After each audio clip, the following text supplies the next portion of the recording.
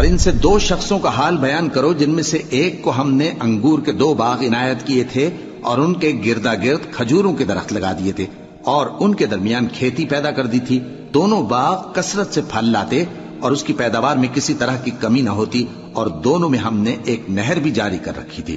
اور اس طرح اس شخص کو ان کی پیداوار ملتی رہتی تھی. تو ایک دن جبکہ وہ اپنے دوست سے باتیں کر رہا تھا کہنے لگا کہ میں تم سے مال و دولت میں بھی زیادہ ہوں اور جتھے اور جماعت کے لحاظ سے بھی زیادہ عزت والا ہوں،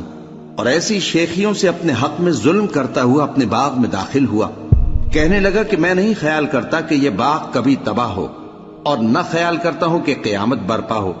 اور اگر میں اپنے پروردگار کی طرف لوٹایا بھی جاؤں تو وہاں ضرور اس سے اچھی جگہ پاؤں گا. تو اس کا دوست جو اس سے گفتگو کر رہا تھا کہنے لگا کہ کیا تم اس ذات سے کفر کرتے ہو جس نے تم کو مٹی سے پیدا کیا، پھر نطفے سے، پھر تمہیں پورا آدمی بنایا؟ مگر میں تو یہ کہتا ہوں کہ اللہ ہی میرا پروردگار ہے اور میں اپنے پروردگار کے ساتھ کسی کو شریک نہیں کرتا. اور جب تم اپنے باغ میں داخل ہوئے تو تم نے ما شاء اللہ لا قوت الا باللہ کیوں نہ کہا؟ اگر تم مجھے مال و اولاد میں اپنے سے کمتر دیکھتے ہو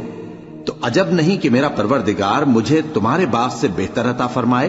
اور تمہارے اس باغ پر آسمان سے آفت بھیج دے تو وہ صاف میدان ہو جائے، یا اس باغ کی نہر کا پانی گہرائی میں اتر جائے